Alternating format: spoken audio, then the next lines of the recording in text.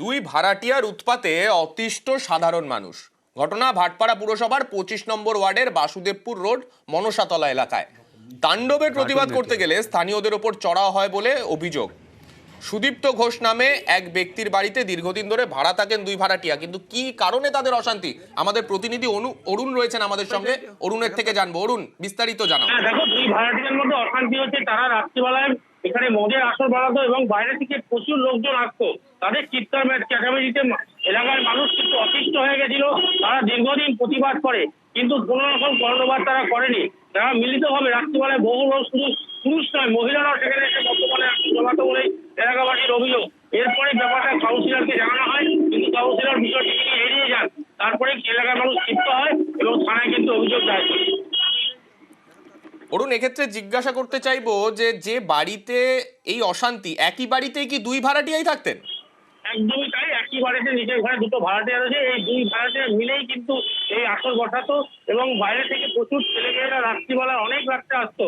এদের পাড়ার লোক সন্দেহ হয় এদের গতিবিধি লক্ষ্য তো করে। এক্ষেত্রে পাড়ার লোক প্রতিবাদ করতে গেল, কিন্তু যার বাড়ি, যিনি ভাড়া দিয়েছিলেন দুই ভাড়াটিয়াকে, তার কি ভূমিকা ছিল? ব্যাপারটা যে তিনিও পাড়ার লোকের পক্ষে, কিন্তু তিনি নাজেহাল। তিনি বলেও তিনি কিন্তু যখন পাড়ার লোক তার কাছে অনেকবার আগে অভিযোগ করা হয়েছিল, কিন্তু তিনি তার ভাড়াটিয়াদের তুলতে পারছিলেন না। তারপরেই কিন্তু এই ধরনের ঘটনা ঘটে। কিন্তু পাড়ার লোক তাদের একটা এলাকায় একটা তাদের প্রসার বিস্তার করে নিয়েছে, যার ফলে কিন্তু এই ধরনের ঘটনা ঘটেছে এবং এলাকার বহু ছেলেমেয়ে এবং ভয় দেখানো হতো বলেই অভিযোগ। তারপরে বিষয়টা কাউন্সিলরকে এবং থানায় জানানো হয়। অর্থাৎ ভাড়া বাড়িতে থেকে রীতিমতো গুন্ডামি করছিলেন তারা। রাত্রিবেলা বিভিন্ন রকম ছেলে বিভিন্ন রকম মেয়ে আসে, তাদেরকে কাউকে আমরা চিনি না। আচ্ছা, তারপরে ওরা রাত্রির ওভারনাইট চলে, 4টে, 3:30, 4টে পর্যন্ত চলতেই থাকে। এটা প্রত্যেক দিনের ঘটনা।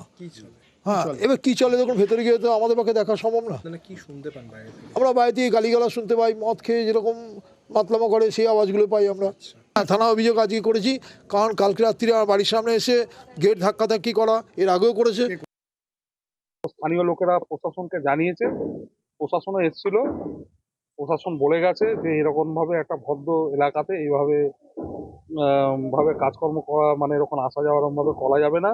গভীর রাত পর্যন্ত হই হুল্লোড়, নানা রকমের আসা যাওয়া আনাগোনা চলে। এটা তো একটা ভদ্র এলাকা সম্ভব না। প্রশাসন ব্যবস্থা নিচ্ছে এবং এলাকার লোকেদের সাথে